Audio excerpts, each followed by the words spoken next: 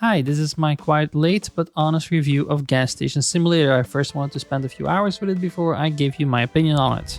Now, like in most of these simulator games, you start out with a dump, an abandoned gas station in the middle of a desert, a story setup that resembles that of a ghost story. Now, obviously, your uncle asks you to get it back up and running. There's a little bit of story around that character, but it doesn't have much effect on the overall experience. Your gas station exists basically out of the main part that houses your fueling stations, and also a shop that can become quite large over time. There's a separate garage where you can fix up cars, and the warehouse with your apartment on top of it. If you visit that apartment twice during your playthrough, you've already went there more often than I did. Where a gas station simulator shines is the huge amount of things you can or need to do. You are responsible for gassing up the cars, scanning every article, painting the walls and the roof, stocking the shelves, ordering fuel and products, cleaning, fixing cars, and more. It just gets quite hectic, and it only gets easier when you unlock employees somewhere mid game, but even then, it's still pure chaos. Now, fortunately, you start off with a great tutorial that constantly gives you little tasks to get you on the right track. Later on, it gives you more time-consuming objectives to unlock the next upgrade.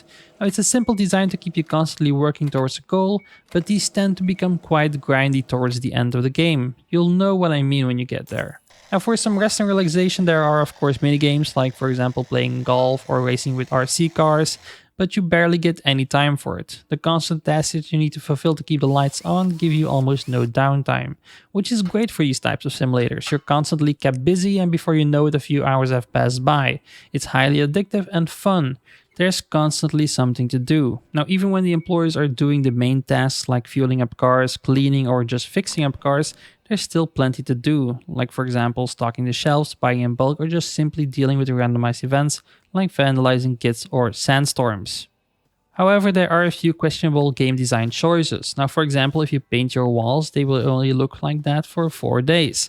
After that, you need to repaint everything or it will look bad. It just feels like an obvious time-filling task.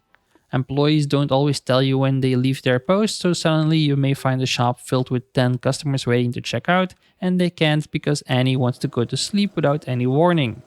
Now, this could be fixed with a proper rostering system, and additionally, them needing to be paid manually and daily feels like an unneeded extra task.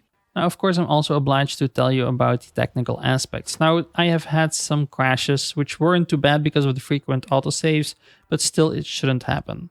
I've also had some furniture just launch off into space for no apparent reason. I know this is a bug, but I enjoyed it nonetheless. Now, to sum it up, I think Gas Station Simulator is a great game to keep you busy. The amount of things you can do, upgrades you can unlock, and quite dense story keeps it interesting. Now, for the low price of 17 euros, you can't go wrong with the game.